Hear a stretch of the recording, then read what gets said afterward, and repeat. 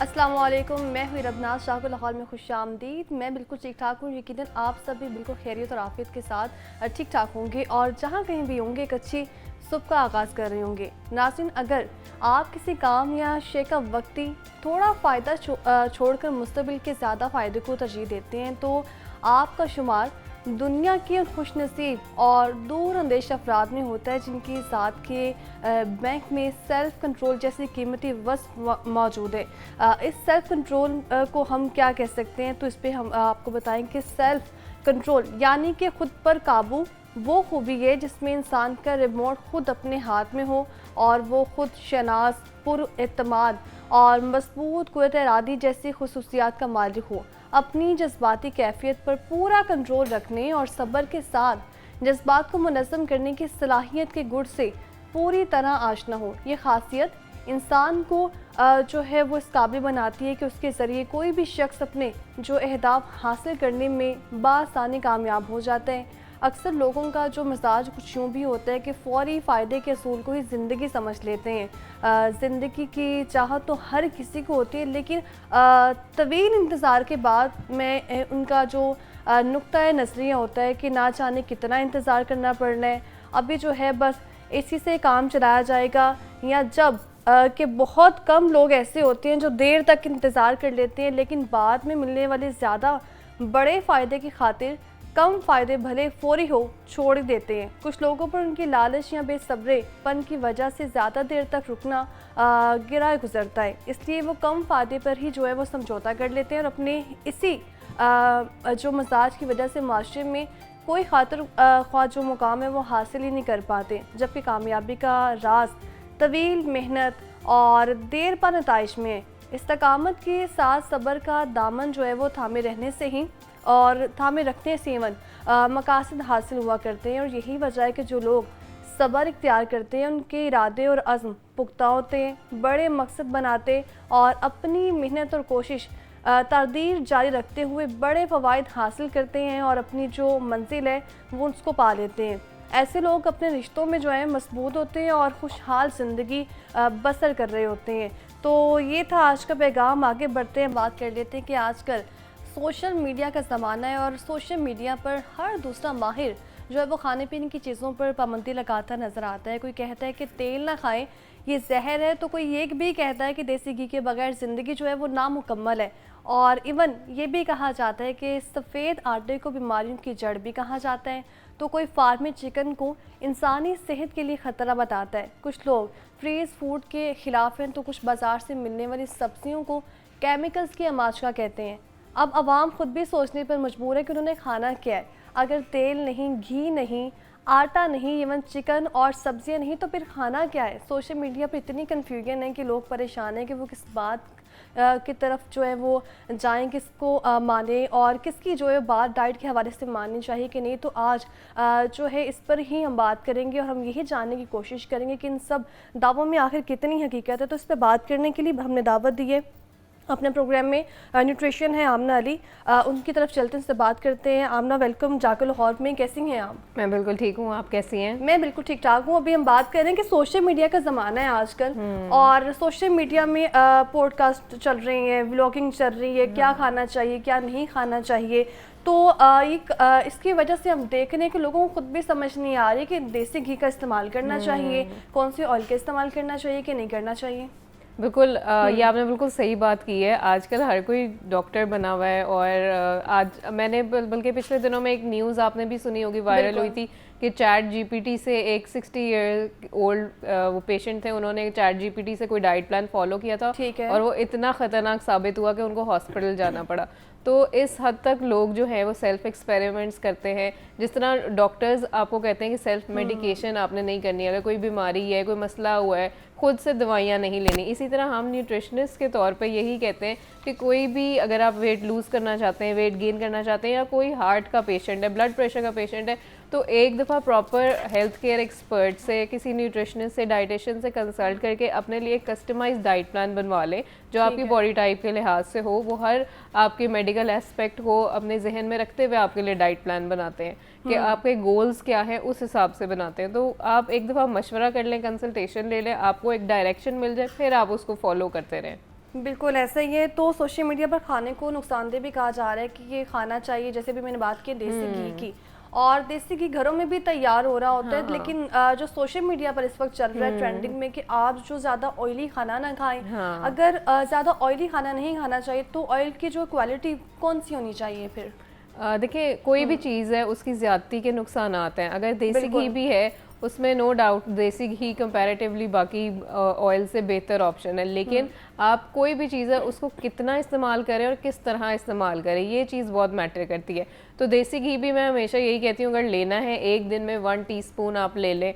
रोटी खा रहे हैं, पराठा है, जो भी है उसके ऊपर 1 टीस्पून आप लगा लें, दैट इज़ फाइन। लेकिन जब हम खाना बनाते हैं और उसमें भर भर के देसी घी डालते हैं और उसमें भून भून के बनाते हैं, तो वही देसी घी जो इसने आपको बहुत सारे फ़ायदे देने होते हैं वो फिर नुकसान दे रहा होता है। तो इसी तरह कोई भी चीज़ है उसकी ज़्यादती। अब पिछले दिनों में ऐसे किसी ने सवाल किया था कि चाय, आजकल एक बड़ा ये वायरल हुआ है कि चाय एक पॉइजन है। मुझसे पूछा जा रहा है कि वाकई में सुबह जैसे उठते हैं हम सबसे पहले नाश्ते में हमें चाय, तो हम अपनी जिंदगी चाय के बगैर सोच भी नहीं सकते। और मैंने तो ऐसे लोग भी देखे हैं 6-6 7-7 कप भी ले रहे हैं चाय के। तो उसमें भी यही है कि चाय के फ़ायदे डेफिनेटली होते हैं। जो चाय की पत्ती होती है उसके अंदर एंटीऑक्सीडेंट्स होते हैं और वो आपको बहुत सारी बीमारियों से बचाने के लिए मुफीद साबित हो सकते हैं। लेकिन अगेन फिर वही कि आप चाय को किस तरह से बना रहे हैं और कितनी कंज्यूम करें, वो चीज़ बहुत मैटर करती है।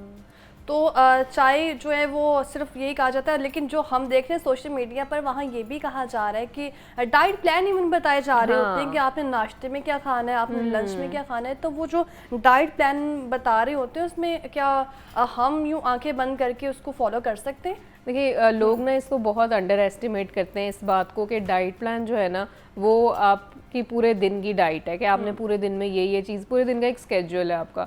तो अगर वो ठीक नहीं होगा ना तो आपके बहुत सारे हेल्थ इश्यूज उसके वजह से होंगे। मेरे पास भी लड़कियां आती हैं, अब इतनी लड़कियां वो डेस्परेट हुई होती हैं वेट लूज़ करने के लिए। किसी की अगर कोई शादी है या किसी के भाई की शादी है, कोई भी वजह है, या किसी को डॉक्टर ने कहा आपने कंसीव करना है तो आप 1 महीने में 15 kg लूज़ करके आए, तो अब उनके माइंड पे सवार है कि उन्होंने वेट लूज़ करना है, चाहे वो किसी भी तरीके से हो।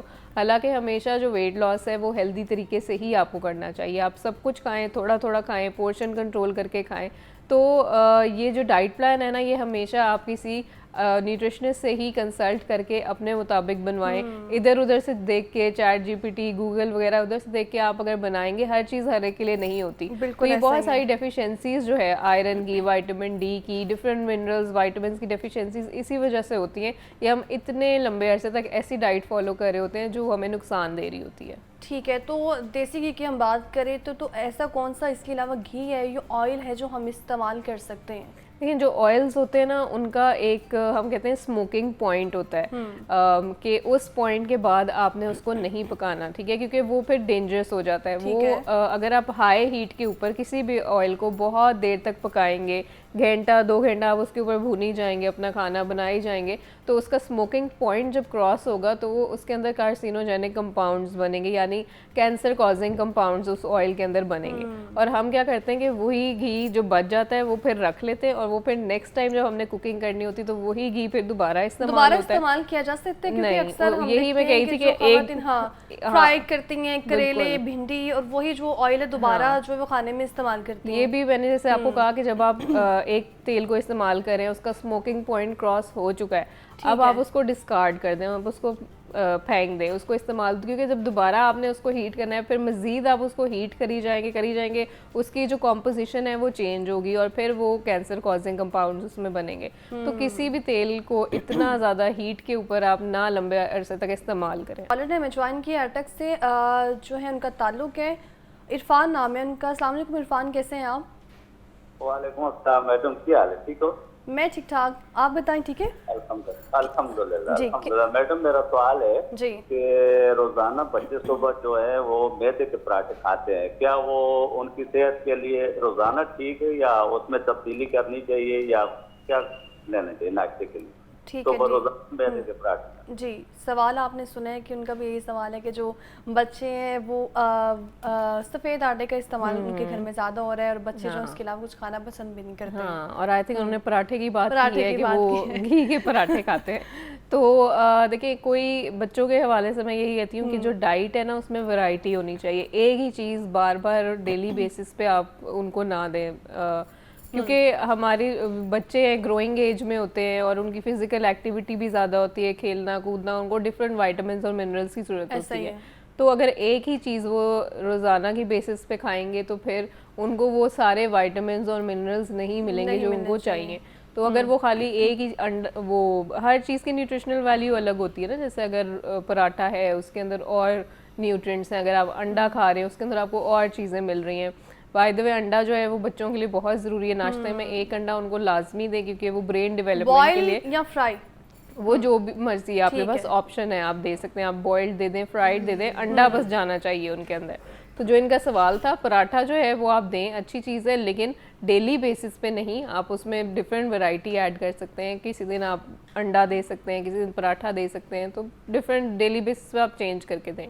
ठीक है जी। इस वक्त हम देख रहे हैं कि सोशल मीडिया में आए रोज़ डाइट प्लान्स बताए जा रहे होते हैं, लेकिन उसमें जो है वो अगर आप डाइट कर रहे हैं तो लेकिन आपको ये भी मालूम होना चाहिए जो हम डाइट लेंगे वो हमारे ब्लड के अकॉर्डिंग होगी या नहीं, या हमारी बॉडी को वो सूटेबल होगी या नहीं। तो भी सोशल मीडिया को छोड़कर जो है थोड़ा एक्सपर्ट से आप राय लें और जानने की कोशिश करें कि आखिर में आपकी जो सही मायनों में डाइट है वो किस किस्म की होनी चाहिए। चिकन का जो इस्तेमाल है वो कितना जो है वो आपकी सेहत के लिए मुफीद साबित हो सकता है। इस पर बात करने के लिए न्यूट्रिशन आमना रही हमारे साथ स्टूडियो में मौजूद थी। आमना, बहुत शुक्रिया आपका प्रोग्राम में आने के लिए। अगले सेगमेंट की तरफ बढ़ते हैं, बात कर लेते हैं कि वैसे तो स्कूल बच्चों के लिए एक बेहतरीन इंतखाब है, लेकिन पाकिस्तान में तकरीबन 90% वालिदैन जो है अपने बच्चों को स्कूल के साथ साथ एकेडमी में भेजते हैं। और मेरे ख्याल से ये कहना बिल्कुल जो है वो गलत नहीं है कि अक्सर जो स्कूल में पढ़ाया जाता है एकेडमी में बच्चों को वही समझने और सिखाने की बजाय अपने तरीके से सिलेबस को कवर करवाया जा रहा होता है, जिससे बच्चों पर इजाफी बोझ भी पड़ता है। और अगर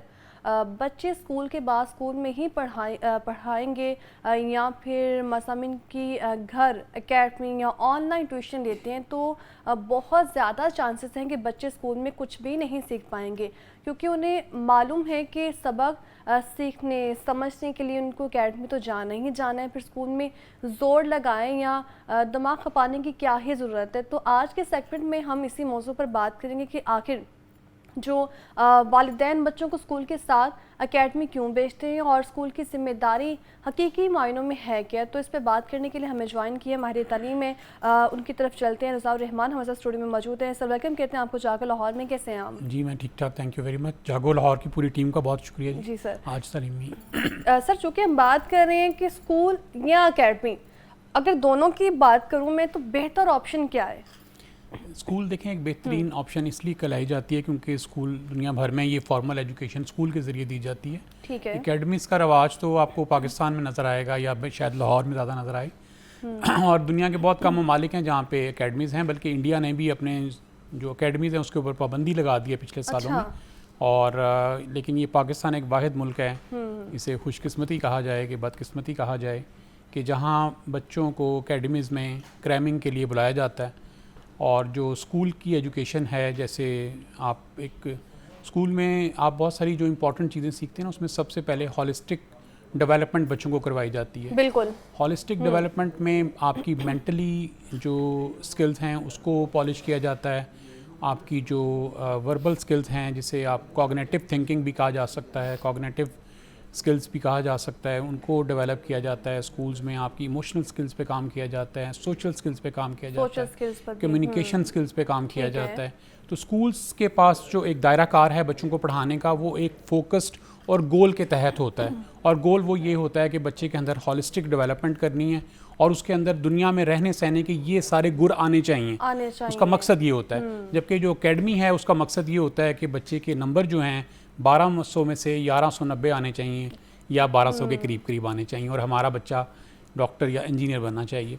तो अगर आप इसका थोड़ा सा एक्चुअली ना वालिदैन देखते हैं, कल भी रिज़ल्ट आया 9th का, तो पूरा फेसबुक भरा हुआ है कि हमारे 555 में से 540 नंबर हैं, 545 हैं, ये ज़रूर हमें नज़र आ जाते हैं। वालिदैन को चाहिए उन स्कूल से या उन अकेडमी से ये भी पूछें कि आपके पास जो 400 बच्चे थे, उन 400 बच्चों में से कितने बच्चे हैं जिनके 300 से कम नंबर हैं, तो उनकी तादाद 90% होगी। और जिन बच्चों ने 540 545 नंबर लिए हैं उनकी तादाद सिर्फ 10 15 20% के करीब होगी। अभी ये जो रिजल्ट आया है एग्जैक्टली 9th क्लास का, तो आप समझते हैं कि अच्छी रेशियो थी रिजल्ट की, बेहतर रिजल्ट आए? ये तो टोटल रिजल्ट आया है 45% के करीब आया, सॉरी 38% आया। उस 38% में से 45% बच्चे बॉयज़ पास हुए हैं, बॉयज़ पास हुए हैं और 65% गर्ल्स पास हुई हैं।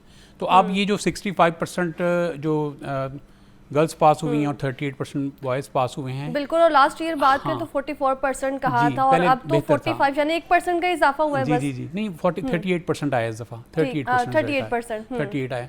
अब इन बच्चों में से भी आप ये देखें जो बच्चे फेल हो गए हैं उसमें 99% बच्चे वो होंगे जो किसी अकेडमीज में जाते हैं, जो वहाँ भारी फीसें भी पे कर रहे हैं, अपना टाइम भी ज़ाया कर रहे हैं और क्रैमिंग भी कर रहे हैं। यानी मुझे तो क्रैमिंग से लगता है कि आप अपना बहुत बड़ा नुकसान कर रहे हैं अगर आप क्रैमिंग कर रहे हैं। तो ये अकेडमीज तो बनी पाकिस्तान में इसी बेस के ऊपर हैं कि हम आपको अच्छे नंबर दिलवाएंगे। हमारा टास्क ये है कि हम आपको ऐसा रट्टा लगवा दें कि आप पेपर में हर चीज़ वर्ड टू वर्ड लिख के आएँ और आपके नंबर पूरे हैं। तो ये एक बहुत बड़ी बैड लक है, बहुत अफसोस की बात है, बड़ी परेशानी वाली बात है। इसमें अच्छे लोग भी मौजूद हैं अकेडमीज़ के अंदर, बड़े अच्छे अच्छे प्रोफेसर भी हैं जो बड़ा अच्छा काम भी कराते हैं, लेकिन इसमें जो बड़ी चेन्स हैं अकेडमीज़ की उनका फोकस बिल्कुल भी ये नहीं है। वो 8,000 10,000 फीस लेते हैं आपसे और वो आपको क्रैमिंग के एक ट्रैक पे चला देते हैं और बच्चे वहाँ क्रैमिंग करते हैं। आप ये देखें कि लाहौर में सबसे ज़्यादा जो कैफ़े हैं वो लाहौर की एक मशहूर सड़क है जोहर टाउन, वहाँ पे हैं। और ये वो सारे कैफ़े हैं जहाँ से आपको आइस मिलती है और सारी सबसे ज़्यादा अकेडमीज़ जो हैं हमारी वो जोहर टाउन उसी रोड के ऊपर हैं। तो बच्चे जो इवनिंग में जाते हैं अकेडमी के लिए उनके पास आज़ादी की जो एक फॉर्म में उनको ये कैफ़ेज़ में जाना अलाउ हो जाता है, उनको ये आइस का इस्तेमाल करना या ये जो वेप आजकल आए हुए हैं ये सारों, इसकी सबसे ज़्यादा दुकानें लाहौर में उसी रोड के ऊपर हैं। सबसे ज़्यादा अकेडमीज़ भी वहीं पे हैं, सबसे महंगी अकेडमीज़ भी वहीं पे हैं। जैसे कि हम बात कर रहे हैं कि जो अकेडमी इनका रुझान बढ़ता चला जा रहा है और बच्चे का भी पहले ही माइंडसेट होता है कि स्कूल में नहीं अकेडमी में ही जाना है मैंने। कुछ इवन हमने ऐसे भी स्टूडेंट्स देखे जो जा ही अकेडमी रहे हैं, स्कूल जाते ही नहीं है। इरम देखें इसमें बच्चे जो कि स्कूल में ना बहुत सारी पाबंदियाँ होती हैं, डिसिप्लिन होता है, टाइमिंग है आपकी, आपने यूनिफॉर्म पहन के आना है, आपने पूरे 8 बजे पहुंचना है, आपकी इंस्पेक्शन होनी है, आपका यूनिफॉर्म से लेके लास्ट टाइम जो आपका लास्ट पीरियड है उस वक्त तक आपको उन्होंने ऑर्गेनाइज रखना है। अकेडमी इसके बिल्कुल बरक्स है, आपने यूनिफॉर्म नहीं पहन के जाना, आप लेट चले गए कोई फ़र्क नहीं पड़ता। आप स्कूल में एक और प्रॉब्लम है वो मैं पहले बताना चाहता हूँ कि स्कूल में को एजुकेशन नहीं है, और अकेडमी में को एजुकेशन है। अब बॉयज़ हैं या गर्ल्स हैं उनका बहुत बड़ा एक इंटरेस्ट ये है कि हम को एजुकेशन में पढ़ें। अब आप ये एकेडमीज़ के पास जो जितनी भी एकेडमीज़ चलती हैं वो तकरीबन 4 बजे से 8-9 बजे तक के टाइम में चलती हैं। एक इन बच्चों को ये जो लुक्रेटिव चीज़ लगती है वो ये को एजुकेशन लगती है, और दूसरा इनको शाम की जो आज़ादी मिल जाती है, रात लेट घर आने की इजाज़त मिल जाती है या बाहर रहने का एक मौका मिल जाता है रात को, वो एक इनको बहुत लुक्रेटिव चीज़ लगती है। टीचर वही हैं, वही पढ़ाते हैं, कुछ एकेडमीज अच्छा काम भी कर रहे हैं। एकेडमी जो है बिल्कुल एकेडमी सिस्टम ही खत्म किया जाए, स्कूल का म्यार इतना बेहतर बनाए कि एकेडमी की नौबत ही ना आए। जी ये प्रॉब्लम अराइज इसलिए होता है कि एकेडमी मौजूद है तो वालिदैन बेचारे मजबूर हो जाते हैं और वो स्कूल भी उनको मजबूर करके उधर भेजता है कि आप एक्स्ट्रा फीस भी वहाँ पे करें और अपने बच्चों को पढ़ाएं। मैं यहाँ पे वालिदैन से सुनने वालों से ही गुजारिश करूँगा कि जब ये एकेडमी सिस्टम बनाया गया था ना, बेसिकली जो पिछली बात हो रही और थी, हम लाहौर को ही समझ रहे थे एकेडमी का, लेकिन आरिफवाला में भी देखे हालात क्या है। आरिफवाला में भी तो इसके मकसद ये था कि बच्चों को ट्यूशन दी जाए, एक्स्ट्रा टाइम दिया जाए, टीचर गाइड कर दे। तो आज के लिए बच्चों के लिए बहुत आसानी ये है कि बच्चों के पास एक ऐसा AI टीचर मौजूद है जो उनको हर सवाल का जवाब फौरी तौर पे दे सकता है, जिसे चैट GPT कहा जा सकता है, जिसे इस तरह के और जो AI सिस्टम है जैसे गूगल का बार्ट है, जिस तरह परप्लेक्सिटी है, आप उनके ज़रिए हेल्प लेके अपने बच्चों को पढ़ाएं। और ऑनलाइन बच्चों को आज ऑनलाइन बड़ी इकोनॉमिकल एजुकेशन बच्चों को मिल रही है, सिर्फ आपने बच्चों को कायल करना है कि वो ऑनलाइन एजुकेशन लें और अपने वालिदैन के पैसे भी बचाएं और बेहतरीन एजुकेशन लें। दुनिया भर में इस वक्त ऑनलाइन एजुकेशन का रवाज जारी है। देखें 20,000 घंटे पढ़ने के बाद बच्चे को मैट्रिक की 20,000 घंटे पढ़ने के बाद उसको मैट्रिक की सनद मिलती है, तो ये बहुत लंबा टाइम है। 20,000 घंटे अपने बच्चों के ज़ाया ना करें, उनको ये काम पहले करवा के दीजिए। उसके बाद जाके कहीं मैट्रिक की सनद मिलती है, और किस तरह से जो है वो एकेडमी का सिस्टम स्कूल के जो माहौल है उस पर असरअंदाज हो रहा है, बच्चों की परफॉर्मेंस पर असरअंदाज हो रहा है। 10-10, 20-20 हज़ार, इवन ऐसी भी एकेडमी से जहाँ पे 50,000 जो है वो ली जा रही है फीस, लेकिन रिजल्ट्स एंड पर हमें 0 देखने में आया। पिछले साल की अगर बात करें 44% था, इस बार हमने हमने 38% देखे रिजल्ट, यानी कितना जो है वो डिफरेंस आ गया है। और अभी एक शहरी था, उसका भी यही मुतालिबा था कि जो इस वक्त मौजूदा गवर्नमेंट है उनको चाहिए एकेडमी सिस्टम जो है बिल्कुल ख़त्म करें, और वालिदैन से भी यही गुजारिश है कि जो एकेडमी सिस्टम है उसकी तरफ बिल्कुल भी जो है बच्चों का रुझान हरगिज़ ना लेके जाएँ, बल्कि स्कूल में ही उनको इस तरह ट्रेन कर दिया जाए कि वो स्कूल से ही पढ़े और घर आके जो है वो अपनी स्कूल का होमवर्क इवन जो सिलेबस है उसी को कवर करने की कोशिश करें। और जो पेरेंट्स हैं उनको चाहिए कि चेक एंड बैलेंस रखें, वो बहुत ज़रूरी है। तो इस पर बात करने के लिए माहिर तलीम रज़ा रहमान हमारे साथ मौजूद है। सर बहुत शुक्रिया प्रोग्राम में आने के लिए। बढ़ते हैं, बात कर लेते हैं कि ताइक्वांडो चैम्पियनशिप में पाकिस्तान की तैयबा अशरफ और सुम्बल फातिमा ने आलमी सतह पर पाकिस्तान का जो है नाम रोशन करते हुए मजमूई तौर पर 5 गोल्ड और 1 चांदी का जो तगमा जीत कर पाकिस्तान का परचम बुलंद कर दिया है। मलेशिया में मुनक्किद होने वाली ताइक्वांडो चैम्पियन में पाकिस्तान की तैयबा अशरफ और सुम्बल फातिमा ने शानदार कारकर्दगी का मुजाहिरा किया। इस चैम्पियनशिप में 35 ममालिक के तकरीबन 6000 खिलाड़ियों ने हिस्सा लिया और ये कोई मामूली तादाद नहीं है। और अगर बात कर लीजिए कि पाकिस्तानी ताइक्वांडो प्लेयर जो हैं वो तैयबा अशरफ ने चैम्पियनशिप में 3 गोल्ड मेडल भी जीते हैं और तैयबा अशरफ वर्चुअल फ़ाइट और 49 किलोग्राम फ़ाइट में फ़ातेह करार पाई हैं, जबकि सुम्बल फातिमा ने 2 गोल्ड और 1 सिल्वर का जो तगमा वर्चुअल फ़ाइट और इसी तरह बात कर ली जाए तो पेयर पॉम्से में जीता। तो आज हमें ताइक्वांडो प्लेयर तैयबा अशरफ और सुम्बल फातिमा ने ज्वाइन की है और आप यकीनन सोच रहे होंगे जिस तरह मैंने बताया कि गोल्ड मेडल इन लोगों ने जीते हैं और यकीनन आपकी भी ख्वाहिश होगी कि उनसे बात की जाए, उनकी तरफ जो है वो हम चलते हैं, उनसे बात करते हैं। वेलकम कहते हैं आपको जाकर लाहौर में। कैसे हैं आप? थैंक यू, अल्हम्दुलिल्लाह ठीक। जो कि हम बात कर रहे हैं बतौर ख़वातीन ताइक्वांडो की जो ट्रेनिंग है उसके दौरान सोसाइटी में भी हम देखते हैं कि बहुत सारे जो है वो हमें मसाइल का सामना भी करना पड़ता है। तो किस तरह जो है ये सफ़र का आगाज़ हुआ, कैसे स्टार्ट किया? बहुत ज़्यादा मसाइल आते हैं एज फीमेल। तो वो पहले कहते हैं कि आप फीमेल हैं, आप क्या ही करेंगे। अच्छा, सबसे पहले तो हमें लेग पुल तो यहीं से किया जाता है कि फीमेल्स हैं, शादियाँ हो जाएंगी, आपने अपने घर संभालने हैं, आप ये करके क्या करेंगी। और स्पेशली पहले तो हमारी ज़्यादा जो पब्लिक है वो तो क्रिकेट को सबसे ज़्यादा करती है, तो कहते हैं ये गेम ही क्यों चूज़ किया आप लोगों ने, मार्शल आर्ट ही क्यों, और कहते हैं कि बहुत सख्त गेम है और फीमेल्स। लेकिन मैं ये कहती हूँ कि ये जो ताइक्वांडो है, मार्शल आर्ट है, ये फीमेल्स के लिए ही है, सेल्फ डिफेंस। यस, क्योंकि इसमें सबसे ज़्यादा सेल्फ डिफेंस आता है। आजकल सोसाइटी आपको पता है कि हमारी औरतें शाना बशाना चल रही हैं, ऐसा ही है। सेल्फ डिफेंस आता होगा तो कॉन्फिडेंस ज़्यादा फील हम लोग करते हैं। तो मैं कहती हूँ कि कॉन्फिडेंस इससे भी आता है, लेकिन उससे ज़्यादा अगर फैमिली सपोर्ट करे कि हमारी लड़कियां कुछ कर सकती हैं, तो मेरे ख्याल से उससे ज़्यादा हम लोग नहीं बहुत कुछ कर सकती हैं, बिल्कुल ऐसे और कर रही हैं। सुम्बल भी हमारे साथ ही मौजूद है। सुम्बल, चूँकि ताइक्वांडो चैंपियनशिप में हिस्सा लेना एक बहुत ही मुश्किल समझा जाता है, ख़ासतौर पे सोसाइटी की अगर बात कर लीजिए तो वो कहेंगे ख़वातीन पता नहीं इस पर परफॉर्म कर सकती हैं, नहीं कर सकती हैं। इसमें पार्टिसिपेट करने का ख्याल कैसे आया था? ताइक्वांडो चैम्पियनशिप में पार्टिसिपेट करने का ख्याल तो बहुत पुराना था, एक आज़म था कि पाकिस्तान के लिए कुछ करना है, कुछ लेके आना है। लेकिन इसमें बहुत सी हर्डल्स भी आई सोसाइटी की तरफ से। उसके अलावा जैसे कि हम स्टूडेंट्स भी हैं तो उसमें भी सब कहते हैं कि आप अपनी स्टडी की तरफ फोकस करो, पढ़ाई करो, जॉब करो, ये करो वो करो, लेकिन ये गेम नहीं करनी चाहिए तुम लोगों को। लेग पुलिंग भी होती है, आपको पता है, डिस्करेज भी किया जाता है। लेकिन फैमिली की सपोर्ट मैटर करती है, अपनी ख़ुद की इंसान की एम्पावरमेंट, वुमेन एम्पावरमेंट जो है, आपको पता है हमारे यहाँ माशाल्लाह पाकिस्तान की वुमेन मशहूर हैं कि माशाल्लाह ताकतवर होती हैं और मेंटली तौर पे बहुत स्ट्रॉन्ग होती है, तो ये कुछ भी कर सकती हैं। कुछ भी कर सकती हैं, ऐसे ही है। तो इस खेल में हिस्सा लेने के लिए जो वो किन मुश्किलात का सामना करना पड़ा, और साथ में भी आपने बताया सुमन की स्टडी भी करनी थी और इसको भी साथ लेके चलना था, तो कैसे मैनेज किया? मेरे टीचर्स बहुत सपोर्टिव हैं अल्हम्दुलिल्लाह। उसमें था कि बहुत से लोगों ने कहा कि मैं, क्योंकि मैं MBA कर रही हूँ, उन्होंने कहा तुम्हारी फील्ड तो बिल्कुल अलग है, स्पोर्ट्स की है, तुम MBA क्यों कर रही हो, क्योंकि मैंने BS स्पोर्ट्स साइंसेस में स्पेशलाइजेशन की थी मेरी। तो अभी मेरा बिज़नेस का भी था कि मैं बिज़नेस को भी जानूँ, समझूँ और आगे करूँ। ये तो मेरा एक पैशन है, मैंने करना ही करना है। लेकिन हमारे स्पोर्ट्स में ये होता है कि हमें स्पॉन्सर्स नहीं मिलते, बहुत सी हर्डल्स आती हैं, और उसके अलावा कहा जाता है कि रहने दो, अगर गोल्ड मेडल नहीं आया तो आप लोग नहीं खेलना, आप छोड़ देना।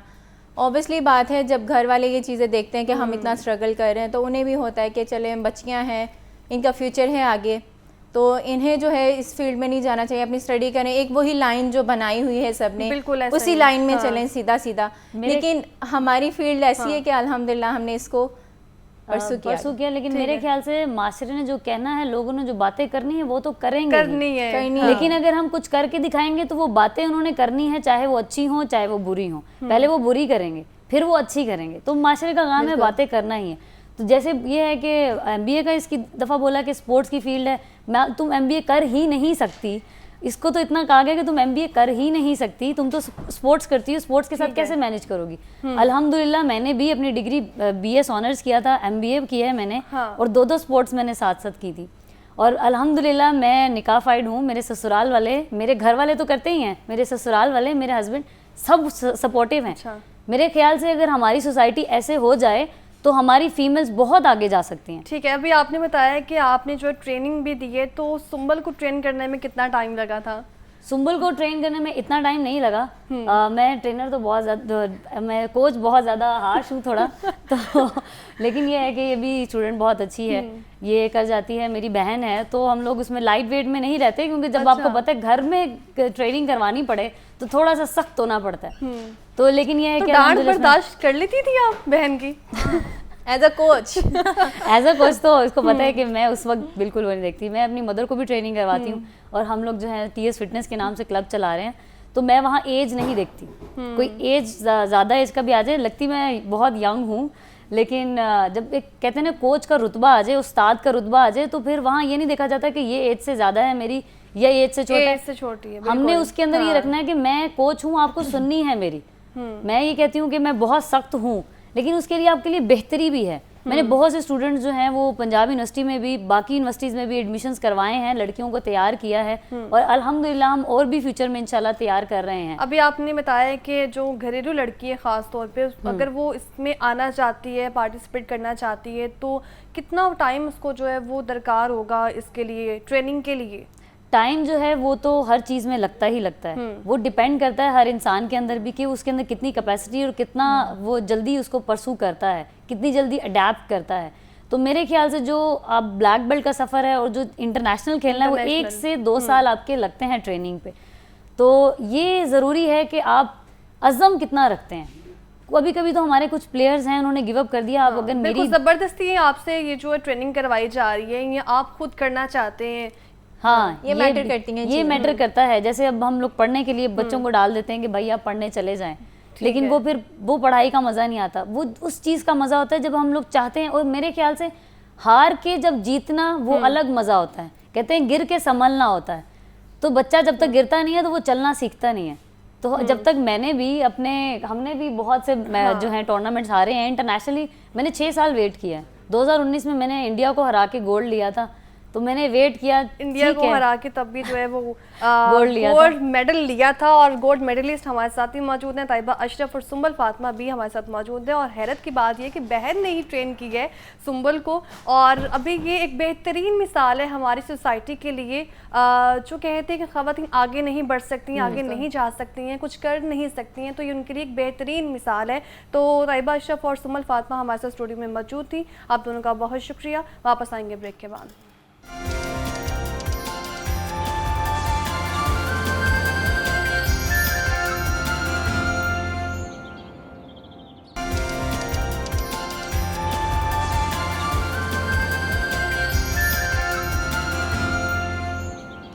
Welcome back. ब्रेक से हम वापस आ चुके हैं और बात कर लेते हैं कि इस वक्त अस्पतालों में पेशेंट्स हम देख रहे हैं जो कि अगर बात कर ली जाए, कोई बीपी हाई पेशेंट है या फिर शुगर का पेशेंट है या इसी तरह मुख्तलिफ बीमारियों में जो पेशेंट मुब्तला है, वहीं अगर घर में वो मौजूद होते हैं तो उनको अपनी बीमारी के बायस जिस्म के कई हिस्से में जो है वो दर्द भी हो रही होती है, और वो उसको नॉर्मल करने के लिए या तो किसी पेन किलर का इस्तेमाल कर लेते हैं या फिर जो है वो अगर बात कर ली जाए अस्पतालों का रुख करते हैं। लेकिन इस सिचुएशन में जो है वो हम देखते हैं कि हमारे पास कुछ माहिरीन भी मौजूद होते हैं जो हमारे से इंस्ट्रक्शंस दे रहे होते हैं कि कौन सी दवाई खानी चाहिए, कौन सी नहीं करनी चाहिए।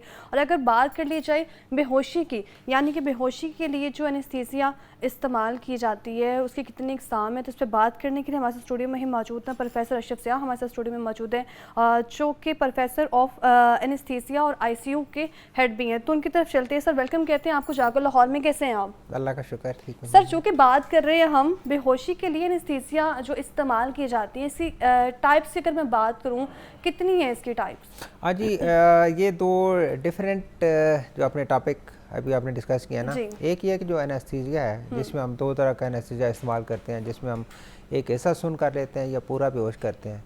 दूसरी बात जो आप कह रहे थे वो है जो पेन मैनेजमेंट का जो दर्द है उसकी ट्रीटमेंट कैसे की जाती है। तो अगर हम उस पर डिस्कस करते हैं ना पेन मैनेजमेंट, उसमें हमारी दो तरह की सर्विसेज हैं। एक है एक्यूट पेन मैनेजमेंट, जैसे अगर किसी की सर्जरी हुई तो सर्जरी के बाद पेशेंट को दर्द हो रही है, उसको कैसे मैनेज करना है। दूसरा ये है कि आपकी जो क्रॉनिक पेन बोलते हैं, जो दर्द पुरानी हो जाती है, 2 हफ्ते से ज़्यादा प्रोलॉन्ग हो जाती है, उसके बाद फिर जो कैंसर पेन है वो कैसे मैनेज की जा रही है, कौन मैनेज कर रहा है, वो बड़ा बहुत अहम है उसको देखना और उसको समझना। क्योंकि ये सिंपल ये मेडिसिन नहीं है कि ये गोली खा लें, ये टैबलेट खा लें, इंजेक्शन लगवा लें। अब इससे बहुत आगे जो है ना वो ट्रीटमेंट चली गई है। और अल्लाह के फजल से अब जो मेरा ताल्लुक चूँकि एनेस्थीसिया से है, तो अब ये स्पेशलिटी एनेस्थीसिया ने टेकअप कर लिया है।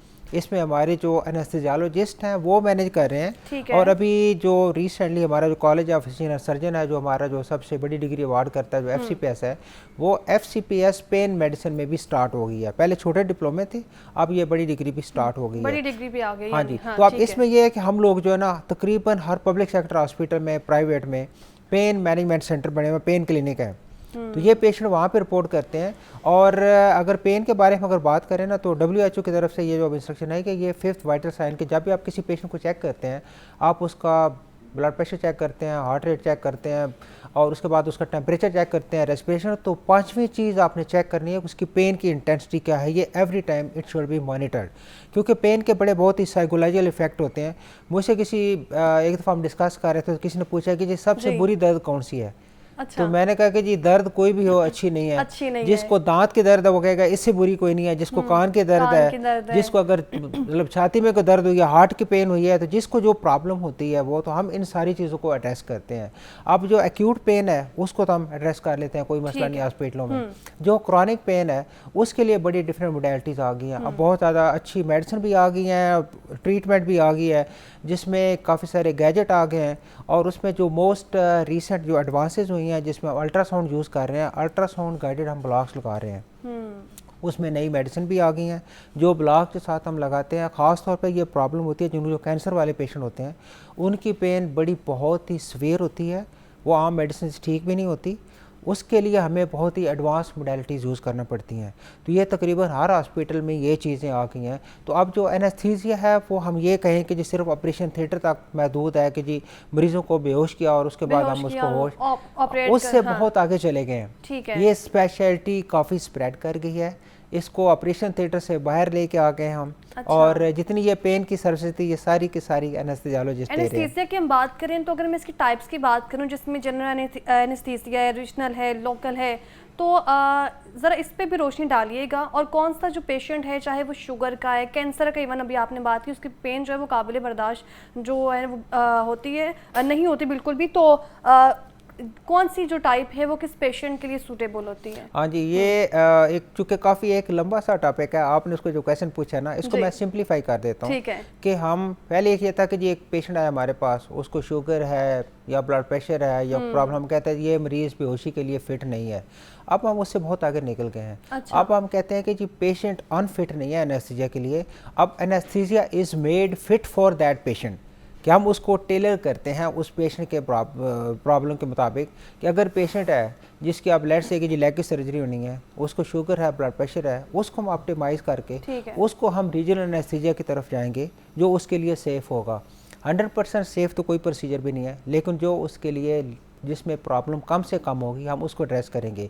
अब एक पेशेंट है जिसकी ब्रेन की सर्जरी होनी है या कार्डियक सर्जरी है या उसकी कोई चेस्ट की सर्जरी है, उसमें हम रीजनल टेक्निक यूज़ नहीं करते, उसमें पेशेंट को पूरा बेहोश करना पड़ता है। तो ये पेशेंट टू पेशेंट वेरी करता है। इसमें होता ही है कि हमारे पास जो प्री ऑपरेटिव असेसमेंट क्लिनिक है जब पेशेंट हमारे पास आता है हम उसको पूरा थॉरली चेक करते हैं कि पेशेंट को प्रॉब्लम क्या है, इसको शुगर है, ब्लड प्रेशर है, सांस की प्रॉब्लम है, सर्जरी क्या होनी है, उसके मुताबिक हम एनेस्थीसिया को प्लान करते हैं, टेलर करते हैं। ये तकरीबन हर हॉस्पिटल में ये प्रैक्टिस अब इम्प्लीमेंट हो गई है। उसके मुताबिक हम एनेस्थीसिया को लेके चलते हैं, उसकी रिक्वायरमेंट के मुताबिक सर्जरी की ड्यूरेशन कितनी होगी और किस तरह का ऑपरेशन होगा, क्या उसको रीजनल एनेस्थीसिया के साथ हम कर सकते हैं और किस तरीके से हम उसकी बाद में पोस्ट ऑपरेटिव ऑपरेशन के बाद हम उसकी पेन को मैनेज कर सकते हैं लॉन्ग टर्म के। ये कैंसर का जो पेशेंट होता है उसको जो एनेस्थीसिया उसके लिए जो वो कितना अच्छा साबित हो सकता है, इसी तरह एनेस्थीसिया के लिए ऑपरेशन से पहले जो है वो तशखीस जो है करनी चाहिए और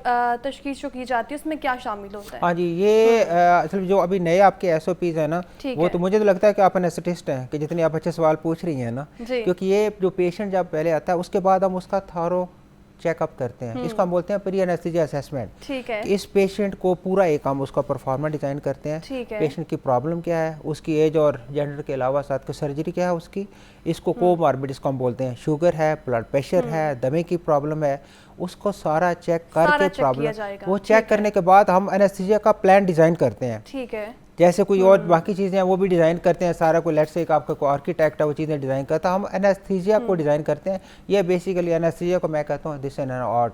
ठीक है जी, ये एनेस्थीसिया है क्या और जो बेहोशी के लिए एनेस्थीसिया इस्तेमाल की जाती है उसकी कौन सी इकसाम है और किस पेशेंट के लिए जो है ये यूज़ की जा सकती है और किस किस्म की बीमारियों से रिलीफ, इवन पेन मैनेजमेंट जो है वो किस तरह से इसके थ्रू किया जा सकता है, इस पर बात करने के लिए प्रोफेसर अशरफ ज़िया हमारे साथ स्टूडियो में मौजूद है। सर बहुत शुक्रिया आपके प्रोग्राम में आने के लिए हमारे साथ।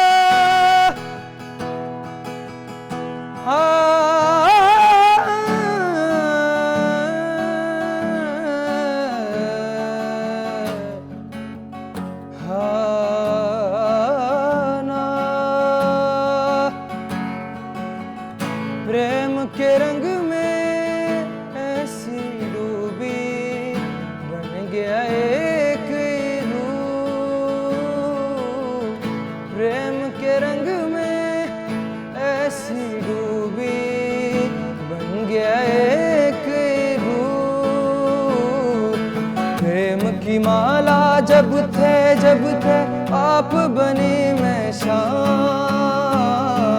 सांसों की माला पे सांसों की माला पे सांसों की माला पे सिमरू में पी का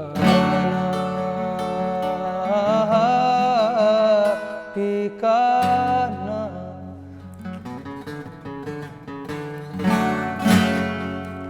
वेलकम बैक। ब्रेक से हम वापस आ चुके हैं और चूंकि मेरे साथ इस वक्त आपको अंदाज़ा तो हो ही गया होगा जैसे वो गा रहे हैं, गुनगुना रहे हैं, सिंगर वहाब मेरे साथ मौजूद है। वेलकम कहते हैं आपको जाकर लाहौर में। कैसे हैं आप? मैं बिल्कुल ठीक, आप बताएं? मैं बिल्कुल ठीक ठाक हूँ और मैं सबसे पहले तो यही जानना चाहूँगी कि अभी जिस तरह मैंने सुना है आपको इतनी खूबसूरत आवाज़, तो इस खूबसूरत आवाज़ को बनाने में वक्त कितना लगा? इसको लगे थे तकरीबन 12 साल। 12 साल? जी जी। कैसे स्टार्ट किया इस कैरियर में आने, इस कैरियर को बनाने में, इस फील्ड में आने को? मैं 8 साल का था। ठीक है। मेरे सबसे बड़े भाई हैं वो गिटारिस्ट हैं, तो मैं उनकी गिटार के पीछे ना ड्रम बजाता था, एक बीट बन गई मेरे दिमाग में। तो मेरे सबसे बड़े भाई ने कहा यार मैं तुम्हें ना सिखाता हूँ। तो फिर मैं जब 8 साल का था, I am 19 years old right now. 8 साल के थे? हाँ। तो तब से मैं बजा रहा हूँ, तो 12 साल हो गए मुझे। ये 23 इंस्ट्रूमेंट्स आते हैं बजाने। ठीक है। इसके अलावा कौन कौन से आते हैं? हारमोनियम हो गया, पियानो हो गया, वायलिन हो गया, सारा कुछ। ठीक है। तो पहला जो गाना था वो कौन सा गाया और प्रैक्टिस में कितना टाइम लगता था? प्रैक्टिस में होती थी रूम बंद में, 4 घंटे सिर्फ प्रैक्टिस को देता था दिन। 4 घंटे? 4 घंटे सिर्फ 4 घंटे गिटार बजाता था। फिर मुझे घर वालों ने कहा बेटा सिंगिंग करो, गिटार बजा रहे हो। फिर मैं सिंगिंग की तरफ आया। 4 साल मुझे सिंगिंग को हो गया। सिंगिंग की तरफ आने के लिए घर वालों ने जो है वो बहुत सपोर्ट किया कहा, या फिर आपने, आपका खुद भी जो था मेरा mind खुद इस भी तरफ? बड़ा दिल था। ठीक है। तो पहला गाना कौन सा जो था वो गाया, उस पे वर्क किया, उसको सीखने में कितना टाइम लगा? मैंने सबसे पहले गाना सीखा था ओरेबिया। ओरेपिया, हाँ। ठीक है, तो वो मैं सुनना चाहूँगी। ठीक है, ओके।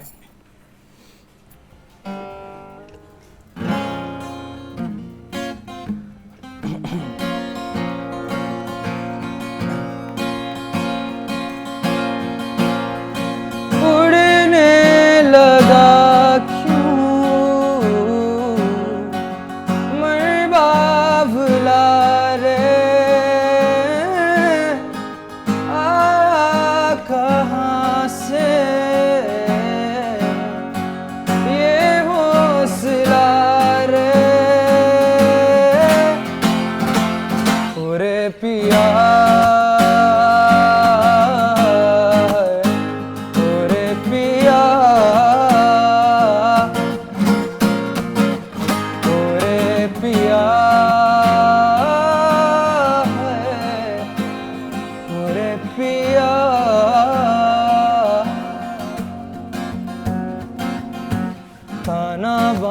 ताना बाना बुनती हवा है, बुनती हवा। बंदे भी तो आए नहीं बाज यहाँ,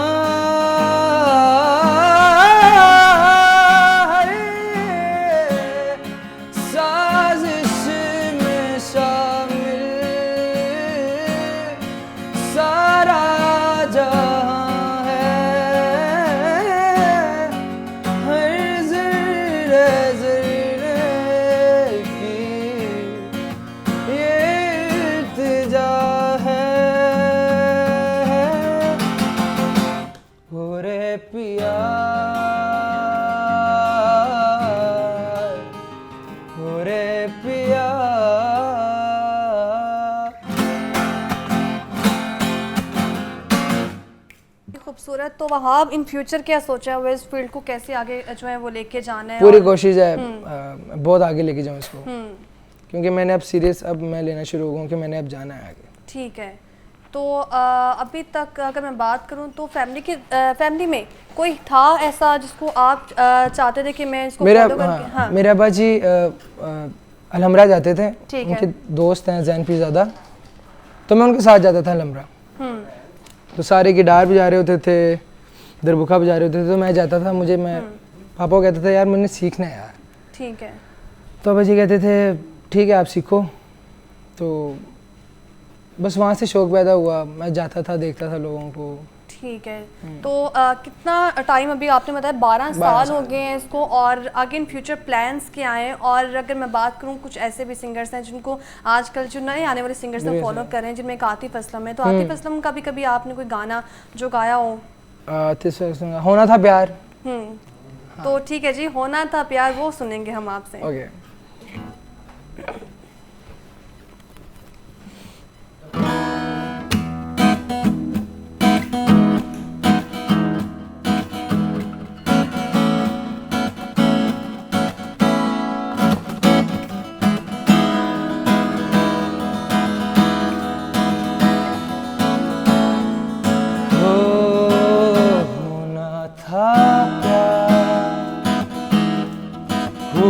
मेरे यार होना था प्यार, हुआ मेरे यार।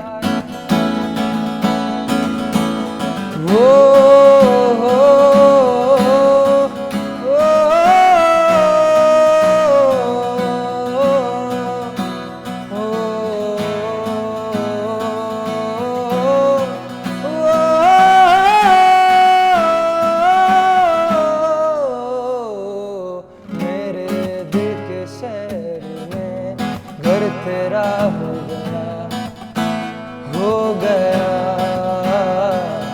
सपना देखा जो तूने वो मेरा हो गया ख्वाबों की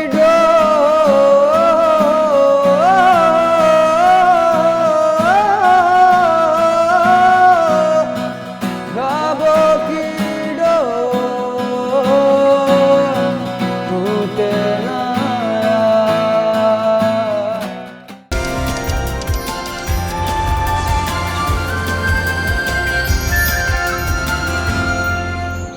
वेलकम बैक। ब्रेक से हम वापस आ चुके हैं और नासिन, चूँकि आपको पता है कि मौसम बदल रहा है और जैसे ही मानसून का स्पेल ख़त्म होता चला जाता है, बरसात का मौसम जो है वो ख़त्म होता चला जाता है, तो एक नया मौसम शुरू होता है जिसमें हमारी स्किन जो है वो अगर बात करें ड्राई होना शुरू हो जाती है या फिर हमें स्किन के बहुत सारे प्रॉब्लम्स का सामना करना पड़ता है। कभी खुश्की सताती है, कभी डिहाइड्रेशन रहती है। अक्सर ही लोग समझते हैं कि सिर्फ ज़्यादा पानी पीना ही जो है जिल्द को हाइड्रेट रखने का तरीका है, लेकिन जो हकीकत है वो इसके बिल्कुल बरक्स है कि ग़िज़ा और जो स्किन केयर रूटीन भी है इसमें इतना ही अहम किरदार अदा करती है। तो आज हम जानेंगे कि किन ग़िज़ाओं और घरेलू जो टोटकों से जिल्द नरम, ताज़ा, चमकदार और हाइड्रेटेड रह सकती है। तो इस पर बात करने के लिए नईमा राव हर्बलिस्ट हमारे साथ स्टूडियो में मौजूद है। नईमा आपा, कैसी हैं आप? ठीक है, अल्हम्दुलिल्लाह, वेलकम कहते हैं आपको प्रोग्राम में।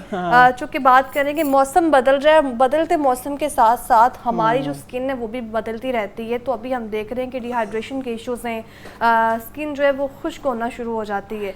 तो सिर्फ मौसम के ही इस पर असरात हैं या पूरे साल की अगर बात कर ली जाए तो पूरा साल भी इस तरह के इश्यूज रहते हैं? हाँ बिल्कुल रहते हैं, क्यों नहीं।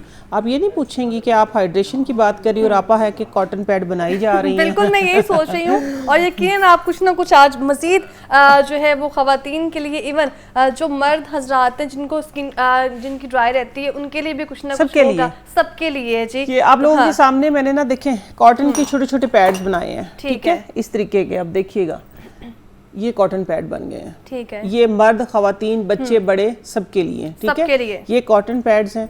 इसके अंदर रॉ मिल्क जो हमारे घर में दूध होता है, सादा दूध, ठीक है। अच्छा। आप लोगों ने इस तरीके से फ्रिज में रखें इसको, ठीक है, ठंडी जगह पे। कॉटन में इसको लगा लें, कॉटन में, हाँ कॉटन नहीं, दूध इसके अंदर ये डिप हो जाएगा ना इस तरीके से, ठीक है ना। हाँ, ये डिप करना है इसको। ये डिप हो गया, आपने इसको रखना है फ्रिज में। ये मैं वो बताने लगी हूँ आप लोगों को कि जो एक्सट्रीम ड्राई जिनकी होती है ना, फ्लेकी स्किन, बहुत सारे टोटके हैं, बहुत सारे, अल्लाह का शुक्र है टोटके, लेकिन मैं कोशिश ये करती हूँ कि आप लोगों के लिए वो लेके आऊं कि जो सब कर सके और जो सबके पास हो, किचन फ्रेंडली हो, आपकी स्किन फ्रेंडली हो, क्योंकि दूध की कोई ऐसी स्किन जिसके ऊपर दूध ना सूट करता हो। मिसाल के तौर पे आप हैं, मैं हूँ, या वो लोग हैं कि जो बाहर जाते हैं घर से, बाइक चलाते हैं, खास तौर पे बाइक वाले, रक्शे वाले, देखिए स्किन सबको अच्छी स्किन का, सबको क्रेज है, सब चाहते हैं, ऑयली है या फिर ऑयली है, कुछ भी है, ठीक है। लेकिन बाहर के वेदर से और खास तौर पर ये ह्यूमिडिटी का जो मौसम चले, जो स्पेल चल रहा है, इसमें क्या है कि हम पानी नहीं पीते। अब देखिए एसी में बैठे ना, हमें पसीना आएगा, ये पानी का गिलास यकीनन सुबह से पड़ा होगा, आपने नहीं पिया, जबकि आपको जरूरत है इसकी। हमने अपना पानी पूरा करना है। स्टार्ट में सिर्फ बात की ना, सिर्फ एक, यकीनन आपने सही बात की कि पानी सिर्फ पीना ही हाइड्रेशन का इलाज नहीं है, ऐसा है। लेकिन आपको उसके साथ साथ ही चीजें भी करनी पड़ेंगी। लेकिन मैं खास तौर पर पहले ये टोटका बताने लगी हूँ आप लोगों को। ये बहुत ही सादा सा एक नुस्खा है, ये अभी आप लोगों के सामने करेंगे। ये ठीक है, ये कॉटन पैड, हाँ ये देखिए मैंने बनाए हैं, ये उठा लिया है, ठीक है। आप लोगों ने देखे, अब मैं हाथ पे करके दिखाऊंगी, मैं सिर्फ पे करके इसीलिए दिखाती हूँ आप लोगों को कि आप लोग ताकि इसको कर सके। आपका फेस है, चाहे आपके हाथ है, चाहे आपके बाजू है, आप लोगों ने इसके साथ क्लींजिंग करनी। ये मैं सिर्फ इसलिए कर रही हूँ क्योंकि इधर दूसरी चीज नहीं है ना। आप लोगों ने ऐसे नहीं करना, सिर्फ अपना एक उठाना है, ये उठा के लेट से दूसरी प्याली मेरे पास, ये ले, ये मैं इधर रख लेती हूँ इसको, ठीक हो गया। आपने इसको इस तरीके से, ये अगर मिसाल के तौर पे फेस पे आप लगाए, नीचे जाता आप टिश्यू लगा ले नीचे, लेकिन क्योंकि आपने अपनी स्किन का महंगे ट्रीटमेंट से बचना है और घर में ट्रीटमेंट करना है, ठीक है। आपने इस तरीके से इसको करना है। ये रॉ मिल्क है, ठीक है, बस ये दूध जाता रहे, आपने इसकी सफाई करनी है। एक्चुअली आपने कॉटन पैड के साथ क्लींजिंग करनी है, चाहे वो स्किन पे लगाना है या हाथों पे लगाना है, स्किन पे लगाना है। अब देखते हैं ये हो गया, इसके साथ आपने रब करना है। अच्छा, रब करने के बाद अगला अमल क्या है? अमल ये कि आपने इसको छोड़ देना है, ठीक है। सम टाइम मैं खुद बताती हूँ कि आप लोगों ने मसाज करना है। ये वो चीज, इसका मसाज नहीं करना, हाँ, इसको स्किन के अंदर एज इट इज ऐसे ही जज्ब होगा। एक दो ड्रॉप आगे पीछे होंगे, गिर जाएंगे, टिश्यू से अब्जॉर्ब कर ले उसको, इधर टिश्यू लगा ले। तो ये एक ऐसा जादुई टोटका है जो कि अक्सर और बेशतर हम करते हैं जब स्किन पे मेकअप करके, क्योंकि मेरी भी मसरूफियत ऐसी है कि एक जगह से निकली दूसरी जगह जाना, दूसरी जगह से तीसरी जगह, कभी इधर जा रहे कभी, तो सारा दिन स्किन के ऊपर मेकअप। आप लोग जिस तरह बाहर धूप में, मैं भी जाती हूँ, मैंने कभी जिंदगी में मेकअप नहीं किया था। मैं आप लोगों को बता रही हूँ कि हम तो ये हर्बल देसी टोटके करते थे। अब जब से मीडिया पे आए हैं तो फिर वो अभी लाइटिंग की वजह से, इनकी वजह से मेकअप करना पड़ा। मेरी अपनी स्किन बहुत खराब हो गई थी, तो मैं इन्हीं चीज़ों से अपनी स्किन को रिपेयर करती हूँ। फिर जिनकी ये है कि साथ में आपको ब्राउन स्पॉट भी हैं, एक्नी भी है, या एक्नी प्रोन स्किन, देखिए ये हमने की है हाइड्रेशन की बात, ठीक है। स्किन एक्सट्रीम ड्राई होती है, किसी की स्किन ऑयली होती है, उसके ऊपर आ जाती है एक्नी। एक्नी के साथ आप लोगों ने क्या करना है कि अगर आपके एक्नी भी है या एक्नी रिमूव होने के बाद एक्नी स्पॉट है, ठीक है, उसमें एक चीज इसी के अंदर मैं शामिल करके दिखाऊंगी। ये है हमारे पास हनी। हनी सबसे बेहतरीन है आपकी स्किन को हाइड्रेट करने के लिए। सुबह अगर आप निहार मुंह नीम गर्म पानी में, अगर स्मार्ट होना चाहते, पेट छोटा करना चाहते, बेली फैट कम करना चाहते, शोल्डर फैट कम करना चाहते, तो आप गर्म पानी में हनी लें। अगर आप गुर्दे की पथरी को रिमूव करना चाहते हैं, ठीक है, ये आजमुदा है, ये एक इजाफी टोटका दे रही हूं मैं। अगर गुर्दे की पथरी को रिमूव करना चाहते हैं तो तकरीबन 2 माह, अगर आपको खदशा इस बात का कि मैं चीजें ऐसी खा रही हूं गुर्दे में पथरी ना हो जाए, तो आप लोगों ने ये वाली चम्मच चावल खाने वाली, ठीक है, भर के इस तरीके से 1 गिलास नीम गर्म पानी में पीना शुरू कर दें। इंशाल्लाह पथरी जो रेत है वो निकल जाएगा, और जो पथरी अगर है तो वो टूट के आराम से रेज रेज होकर निकल जाएगी। ये एक अदर टोटका आप लोगों के पास आ गया। लेकिन क्योंकि बात हो रही है यहाँ स्किन हाइड्रेशन की, स्किन हाइड्रेशन की है, तो आप लोगों ने डेली ½ टेबल स्पून जो हनी है वो अपनी डाइट में शामिल रखना है। दूध में मिक्स करके पिए, पानी में मिक्स करके पिए, या आप अगर आपने लगाना है तो ये देखिए, ये जो आपको बताया है मैंने मिल्क, इसके ऊपर ये आपने डाला इतना सा, और आपने अपनी स्किन के ऊपर मिल्क का जो कॉटन पैड है उसमें ही बिल्कुल ऐसे ही। और अगर आप कर सकते हैं इसको इस तरीके से, ये देखें ना, कोई गिरा नहीं है, स्किन के अंदर चला गया, आपको दोनों हाथों में फर्क नजर आएगा। ये स्किन के अंदर चला गया, स्किन के अंदर जाने से ये खुद ब खुद हाइड्रेट करता है स्किन को। एक्चुअली हम हाइलुरोनिक क्यों लगाते हैं? ताकि हमारी स्किन हाइड्रेट रहे, हमारी स्किन के मॉइस्चर को लॉक करता है, हमारी स्किन हाइड्रेट और प्लम खूबसूरत नजर आती है, ड्राइनेस नहीं होती। तो ये वो चीजें हैं जो कुदरती हाइलुरोनिक है, ठीक है, कुदरती हाइलुरोनिक है ये। तो आप ये देखिए, हनी ये बह के आ गया, आपने हनी को इस तरीके से लगाना है दूध के साथ मिक्स करके, फिर आप इसका जादू देखिएगा। अच्छा, अब सवाल ये है कि अब इनबॉक्स भर जाएगा कि इसको फिर वॉश कितनी देर में करना है। जितनी देर आप रखेंगे आपका फायदा, ठीक है, चाहे वो 20 मिनट है, 20 मिनट से लेके नहीं, 10 मिनट तो आपने बहुत ही कम बता दिए, 20 मिनट एटलीस्ट टाइम है, ठीक है, एटलीस्ट मिनिमम टाइम जो है वो 20 मिनट है। 20 मिनट के बाद ये कि आप इसको आधा घंटा रखें, स्किन के अंदर चला जाएगा, ये ऑब्जॉर्व हो जाएगा, उसके बाद आप अपना काम करते रहें। हाँ, सम टाइम मैं तो ऐसे भी करती हूँ कि इसको सिर्फ टिश्यू के साथ साफ करके ऊपर मेकअप कर लेती हूँ, जब स्किन ज्यादा ड्राई हो जाए ना, तो ऐसे भी होता है। फिर अभी आ जाती है खाने पे बात। ये 2 टोटके मैंने आप लोगों को दिए हैं। सब्जी, पानी तो देखिए पीना ही पीना है। 8 गिलास से 12 गिलास कर दें, मैं ये नहीं कहती 8 के 16 कर दें, 8 से 12 कर दें गिलास, ठीक है। उसके अलावा आपने सब्जी, फ्रूट, ये चीज़ें ज़रूर करनी है। ड्राई फ्रूट मेरी स्किन को ड्राई करता है, आई डोंट नो किसी की करता है कि नहीं करता है, मेरी स्किन को ड्राई करता है। स्किन को ड्राई क्यों करता है? जो ऑयली होगी स्किन उसको ड्राई करेगा, या ऑलरेडी ही जो ड्राई वो मज़ीद ड्राई हो जाएगी? हाँ नहीं, जो ड्राई होती है ना स्किन, उसको मैं भी ना ड्राई करता हूँ, मैं कहती, लेकिन मेरी तो कॉम्बिनेशन स्किन है, ऑयली स्किन नहीं है, ठीक है, कॉम्बिनेशन स्किन है। ये मेरा अपना आजमाया हुआ है कि मैं जब खाती हूँ, बहुत सारे ऐसे लोग हैं कि सिर्फ मैं नहीं, मैंने इस बात पे तवज्जो दी ना फिर कि कौन से वो लोग हैं कि जिनकी स्किन एक्चुअली ड्राई होती है, तो बहुत लोगों की कंप्लेन है, हाँ हमारी ड्राई होती है। कई लोग ऐसे जो उनको फर्क नहीं पड़ता। अभी मैं डिफरेंस देख रही हूँ आपके दोनों देख रही हूँ ना, हाँ, ये देख लें आप लोग, लाइव देखें, क्योंकि मैं तो लाइव सामने रिजल्ट दिखाती हूँ आप लोगों को। ये देखें लाइव ये रिजल्ट है, ये हाथ देखें, ये मैंने इसके ऊपर कुछ नहीं लगाया, ये लगाया सिर्फ कितने मिनट हुए, बात करते हैं 4 से 5 मिनट, ठीक है, 4। अब सोचे 15 से 20 मिनट जब आप लोग लगाएंगे तो ये कितना हाइड्रेट होगा। मैं बात करती हूँ खाने की। आप ड्राई फ्रूट देखिए वो लिमिटेड खाने होते हैं, एक मुट्ठी से ज्यादा आपने ड्राई फ्रूट नहीं खाने। हमारा ये है कि जहाँ हाथ बैठ जाता है, स्वाद बैठ जाता है, मिक्स है, मिक्स 4-5 बादाम ले लिए, 2-3 अखरोट ले लिए, ये बहुत अच्छे हैं खाने के, लेकिन एक्सट्रीम नहीं खाने चाहिए। हाँ, फ्रूट्स जो हैं आप उनको खा सकते हैं पेट भर के, आप उनको एक टाइम पे अपनी खुराक, अपना खाना उनका बना के खा सकते हैं, मीन्स के खाने की जगह पे खा सकते हैं। फ्रूट, कच्ची सब्जियां, ठीक है, वॉक करें। वॉक किस लिए? अब आप कहेंगे स्किन हाइड्रेट के अंदर आप वॉक का क्या काम है? वॉक का बहुत बड़ा किरदार है। वॉक का ये किरदार है कि आप लोग जब वर्कआउट करते हैं ना, जिस तरह पहले की ख़वातीन जो थी वो जब घर के काम काज करती थी, झाड़ू लगाती थी, तो वो सारी हमारी जो सारे मसाम है वो खुलते थे, पसीना स्वेटिंग होती थी, हाँ ऑयल प्रोड्यूस होता था कुदरती, उसको तो हमने लॉक करके रखा हुआ है। फिर हम कंप्लेन ये करते हैं कि हमारी स्किन ख़राब हो गई है, फिर हम महंगे महंगे ट्रीटमेंट करवाने के लिए चलते हैं। तो ये मेरा एक ही स्लोगन है, बैक टू नेचर। हेल्दी खाओ, हेल्दी पियो, हेल्दी जियो, नेचर को अपनाएं। तो इसलिए फिर मैं नेचुरल चीज़ें ही आप लोगों के लिए लेके आती हूँ। चूँकि हम सारा दिन जो जॉब करती हैं या फिर सारा दिन मेकअप किया होता है, फेस पे घर जाना है, वो घर जाते जाते डस्ट फेस पे आ जाती है, तो उससे रिमूव करने के लिए, अपने स्किन को जो है वो फ्रेश रखने के लिए, साफ रखने के लिए, साइड इफेक्ट से बचने के लिए क्या जो है वो इस्तेमाल कर सकते हैं घर जाके? मैं आप लोगों को डेली रूटीन में मैं आप लोगों को ना यहाँ एक फेस वॉश बताऊंगी, ठीक है, जिसको आप ये देखें, ये है, जिसको आप अपने पर्स में भी रख सकते हैं। ठीक है, ये क्या है? ये आप लोगों के सामने पड़ी हैं चीजें। ये है, इसके अंदर ब्राउन शक्कर, ठीक है, सफेद चीनी, खानी नहीं है, लगाने में बहुत अच्छी है लगाने में, ठीक है। खाने में तो नहीं अच्छी, मैं इसको कभी भी रिकमेंड नहीं करूंगी, शक्कर इस्तेमाल किया करें। चावल, ठीक है, चने की दाल और लाल मसूर की दाल, जो लाल दाल होती है वो मिकदार बाद में नोट कर लेना, और अलसी 5 चीजें हो गई हैं, ठीक है, फ्लैक्स सीड जिसको बोलते हैं।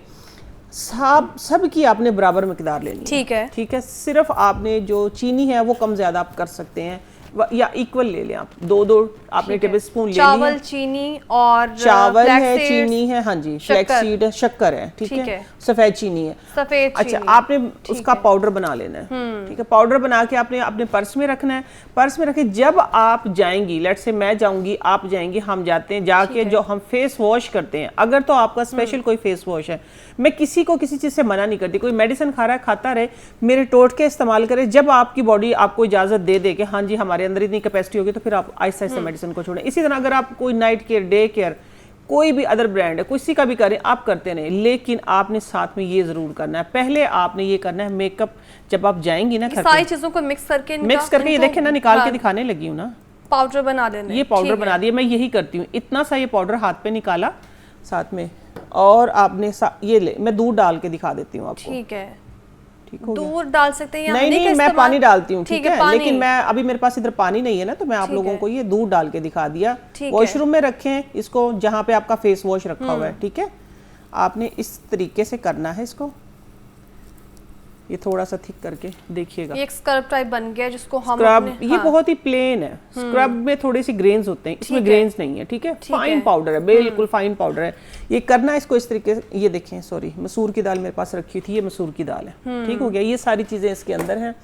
अच्छा, अब आपने करना ये है कि जब आपके फेस पे मेकअप लगा हुआ है, ये आपने पानी मिक्स किया, पानी मिक्स करने के बाद आपने इस तरीके से अपने हाथों को और फेस को, ठीक है, हाथ और फेस, इसके साथ आपने अपना मेकअप रिमूव करना है, बजाय हम वो केमिकल के प्रोडक्ट्स जो हैं, हाँ जी एग्जैक्टली, आप समझ गई हैं। तो ये देखिए, मेरा इधर ये नहीं है कि मुझे टाइम नहीं मिलता मसाज का या कुछ भी नहीं, मेरे पास अल्लाह का शुक्र अपने लिए टाइम, लेकिन ये मैं आप लोगों के लिए करके दिखा रही हूँ।